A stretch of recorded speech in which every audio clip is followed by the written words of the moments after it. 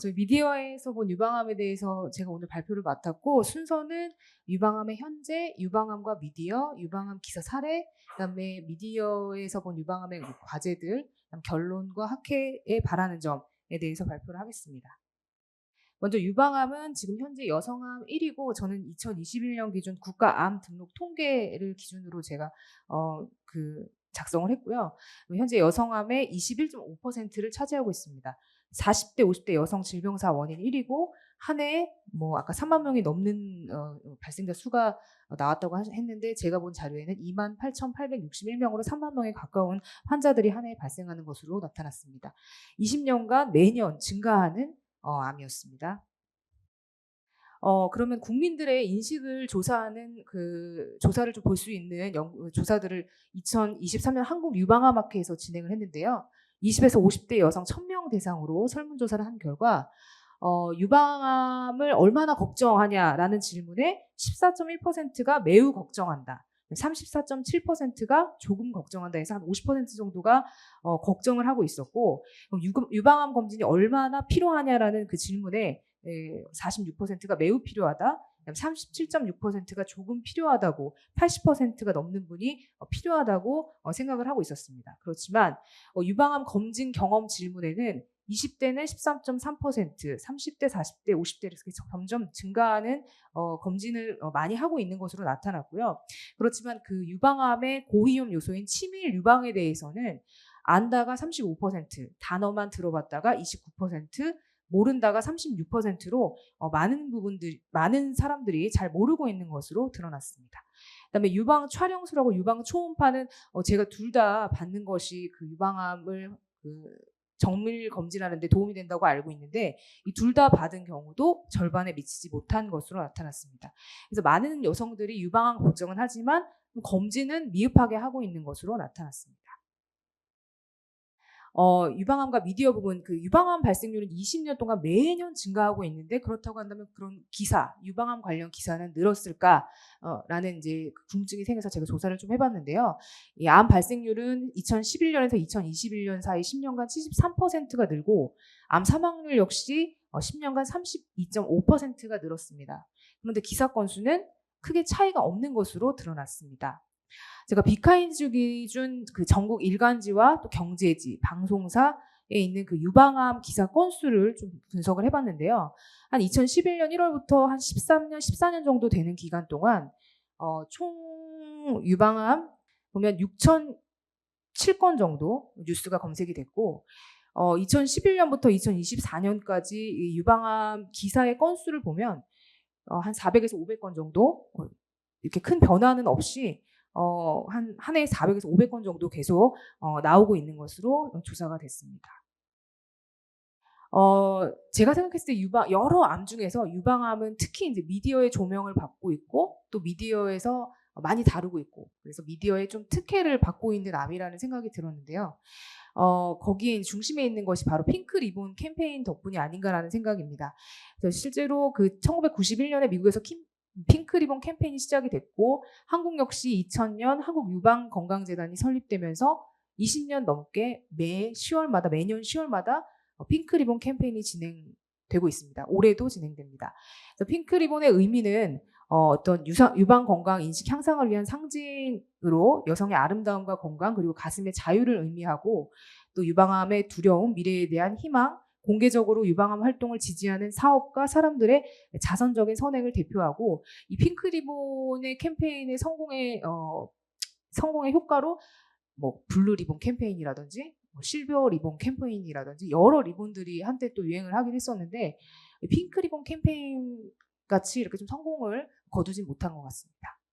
그래서 캠페인은 계속 진행이 되고 있고, 올해 같은 경우에 2024년에는 이 핑크 페스티벌에서 러닝, 피트니스, 투어, 콘서트, 이렇게 축제 같은 그런 정말 페스티벌이 계속 이제 페스티벌 열릴 예정이고요.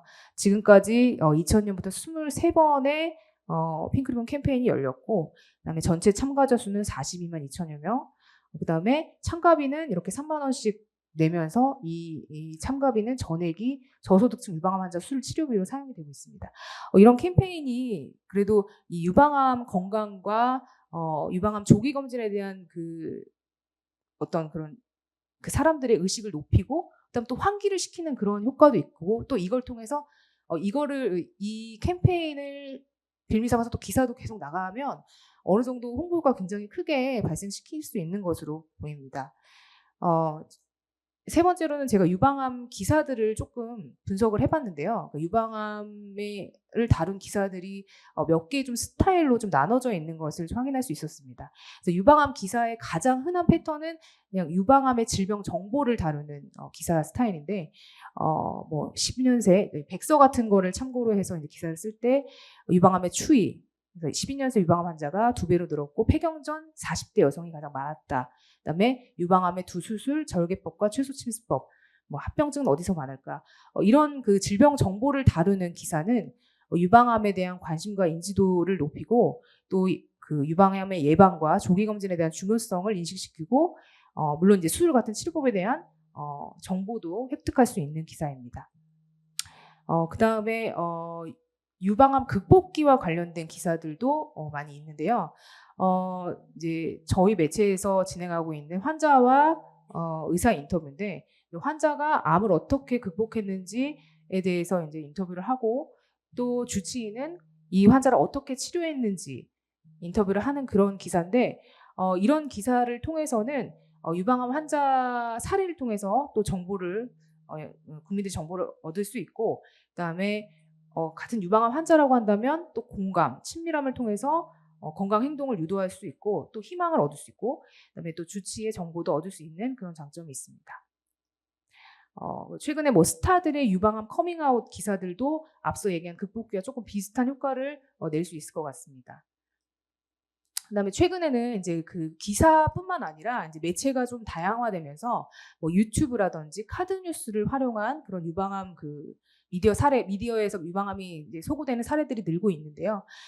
카드 뉴스 같은 경우에는 유방암의 정보를 좀 시각화하면서 사람들이 좀 쉽게 정보를 획득할 수 있고 또 유튜브 같은 경우에는 최근에 유방암을 진료하는 의사 선생님들이 직접 이제 유튜브에 나와서 유방암에 대한 정보를 말씀해 주시는데 이렇게 직접적으로 의사가 설명을 하면서 좀 신뢰도가 높아지는 그런 효과를 기대할 수 있습니다.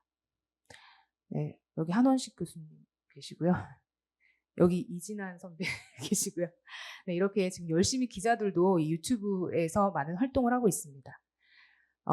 이거는 최근에 제가 이제 기사를 검색을 좀 하다 보니까 굉장히 과거에 비해서 기사가 전문화가 많이 됐더라고요. 그래서 유방암 같은 경우에는 워낙 좋은 신약들이 많이 나오다 보니까 유방암 신약에 대한 기사들이 많이 특히 최근 몇 년간 많이 있었습니다. 그래서 유방암 신약에 대한 전문적인 지식을 얻을 수 있고 이런 기사를 통해서 또한 이제 신약 같은 경우에는 환자들이 이제 보험 급여에 목말라 하는 경우가 많은데 그런 목소리를 담은 기사들도 많이 있었습니다. 네. 이제 미디어에서 본 그냥 유방암은 이랬고 이제 제가 이 SNS도 조금 살펴봤어요. SNS도 미디어의 한 종류이기 때문에. 그런데 이제 SNS를 통해서도 역시 유방암에 대한 정보들을 얻을 수가 있었는데 대부분 이제 유방암을 경험한 인플루언서들이 뭐 자신들이 이제 밝게 사는 그런 모습을 이제 사진을 통해서 공개하고 뭐 그런 거를 이제 공유하면서 일반 여성들이나 또 유방암 환자들이 좀 희망을 얻을 수 있는 그들의 삶을 통해서 얻을 수 있는 그런 장점이 있었는데 반해서 또 이 인플루언서들의 상당수가 뭐 영양수라든지 레몬수, 그다음 디톡스 제품, 신부 온열기 같은 제품들을 이렇게 판매를 하고 있어서 이런 것들이 이 암 환자라고 지금 암을 겪고 있는 유방암 환자라고 한다면 좀 예후에 영향을 주지 않을까라는 걱정이 좀 있었습니다. 그다음에 이제 유방암에 관련된 연구들이 굉장히 많은데 이제 뭐 사실 저도 이렇게 기사를 쓰다 보면은 이거를 연구를 그대로 그냥 이렇게 막 써도 되나라고 고민을 할 때가 많은데 좀 알쏭달쏭한 그런 연구들이 많았어요. 그래서 예를 들자면 하루 7시간 앉아 있으면 유방암 위험 급상승, 운동해도 소용없어. 뭐 이런 이제 제목만 보면 운동하면 안 되나? 약간 이런 생각이 들 수도 있잖아요. 그래서 좀 그런 연구들에 대한 해석 요런 것들이 조금 더 자세하게 이루어져야 되지 않나라는 그런 추가적으로 이루어져야 되지 않나라는 생각을 했습니다. 그래서 결론은 지난 10년간 유방암은 굉장히 늘었지만 기사 건수는 큰 변화가 없었다.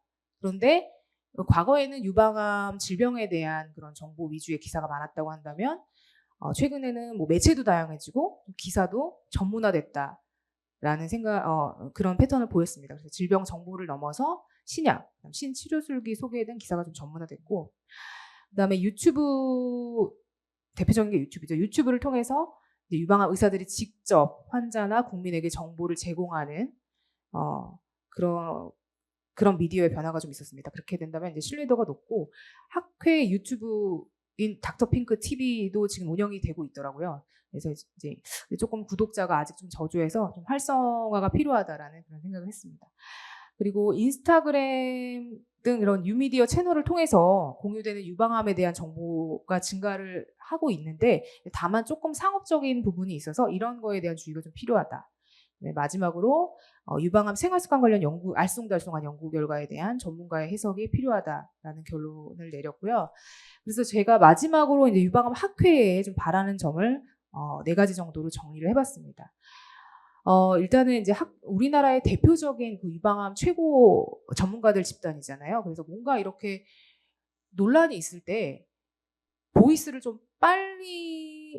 일단 내고, 보이스를 내더라도 좀 빨리 내는 것이 좋다라는 생각을 했는데, 뭐 예를 들어서 맘모톰 과잉시술 같은 경우에는 최근 논란이 있는데, 뭐 이럴 때 유방암 학회에서 입장 표명이라도 먼저 하는 것이 좋지 않나, 무슨 뭐 가이드라인 제정 뭐 이런 것까지 오래 걸리는 그런 오래 걸리는 작업을 하기 전에 입장 표명부터 하는 것이 좋지 않나. 그다음에 뭐 예를 들어 유방암, 지금은 뭐 그렇게 막 상업적인 제품이 수면 위로 올라온 건 아니지만, 예를 들어서 뭐 유방암 환자 타깃으로 한 상업적인 제품 판매나 유행식품이 있다고 한다면 뭐 이런 거에 대한 주의를 촉구하는 목소리도 빨리 내는 것이 좋지 않나. 그러니까 예를 들자면 당뇨병 학회 같은 경우에는 비교적 굉장히 빠르게 대응을 하거든요. 그래서 과거에 간헐적 단식이 되게 유행했을 때도 뭐 바로 입장을 냈고, 그다음에 최근에 그 연소혈당 측정기가 당뇨병 환자가 아니라 다이어트 목적으로 오용되는 경우들이 많은데, 그런 거에 대한 주의 촉구 같은 것도 바로바로 학회에서 입장을 내거든요. 그래서 유방암 학회도 이 당뇨병 학회처럼 이런 보이스들을 좀 빨리 내는 것이, 적극적으로 내는 것이 유방암 환자 건강과 국민 건강에 도움이 될 것 같습니다. 그리고 언론과 정기적인 소통을 통해서 예방, 또 생활습관, 조기 검진을 지속적으로 강조하고 환기시키는 작업이 필요할 것 같고요. 그다음에 요즘에 의정 갈등 때문에 의사와 환자 사이에 불신들이 좀 있는데, 이럴 때일수록 좀 따뜻한 의사 선생님들의 수기라든지, 그다음에 환자의 희망적인 치료 사례 같은 것들을 좀 홍보를 해서 의사와 환자 관계를 친밀하게 유지하는 데 앞장서야 하지 않을까라고 생각을 했습니다. 제 발표는 이것으로 마치겠습니다. 네, 이금숙 기자 수고하셨습니다. 이사장님, 오래 앉아 있으면 유방암 위험이 올라갑니까? 뭐 일부 연구 결과일 것 같고요. 네. 네. 운동을 안 하면은 유방 위험이 올라가죠. 운동에도 아까 효과 없다고 그렇게 돼 있는. 예, 이금숙 기자 내려가시고요.